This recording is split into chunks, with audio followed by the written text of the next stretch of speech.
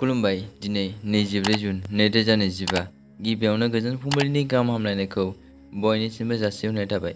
राशिफोरखौ फरायनायनि सिगां आंनिफ्राय आनान गसाइनिसिम आरज खालामनाय जायोदि दिनैनि साना बुहुमनि साफ्रोमबो सुबुंफोरनि थाखाय गाहामैनो गाहाम बारलांनो हायो। जेबो खैफोद आफोद जायालासे फैदो दानिया दिनैनि राशिफोरखौ खोनासंनो। दिनै गिबियावनो दङ मेष राशि। माबा मोनसे मुवा बेसाद मोननो हागौ, गोसोखौ गोजोन मोनगोन। मेष राशिनि खाफालगोनां अनजिमाया 6। बृष राशि। जेखि जाया खामानि मावा मुलाम्फाखौ मोननो हागोन, जेरैबो गोजोन मोननो हागोन। बृष राशिनि खाफालगोनां अनजिमाया 2। मिथुन राशि। माबा मोनसे मोजां मिजिं थिनानै दोननो हागोन, दिनैनि दिना मोजां सान।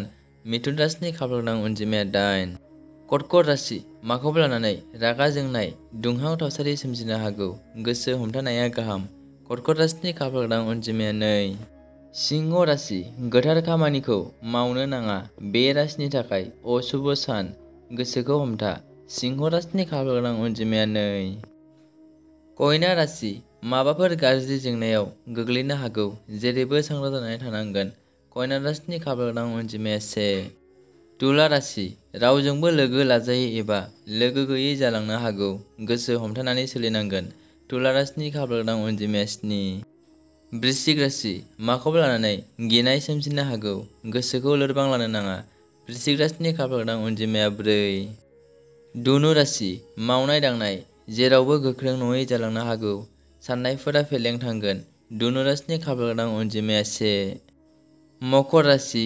गोसोआ माखौबा लानानै अहंकार जानाय, बोराबनाय जानो हागौ, जेखि जाया गोसो हमथा। मकर राशिनि खाफालगोनां अनजिमाया 1। कुम्भ राशि। गावखौनो गाव थगायनानै लानो नाङा, जेंनायाव गोग्लैनो हागौ, गोसोखौ हमथा। कुम्भ राशिनि खाफालगोनां अनजिमाया 6। मीन राशि। मानिबा थाखाय रां खरसा जानो हागौ, सांग्राङै रां बाहायनांगोन। मीन राशिनि खाफालगोनां अनजिमाया 9। दिनैनि राशि फरायथिनाया एसेनोसै। गोजोन्थों।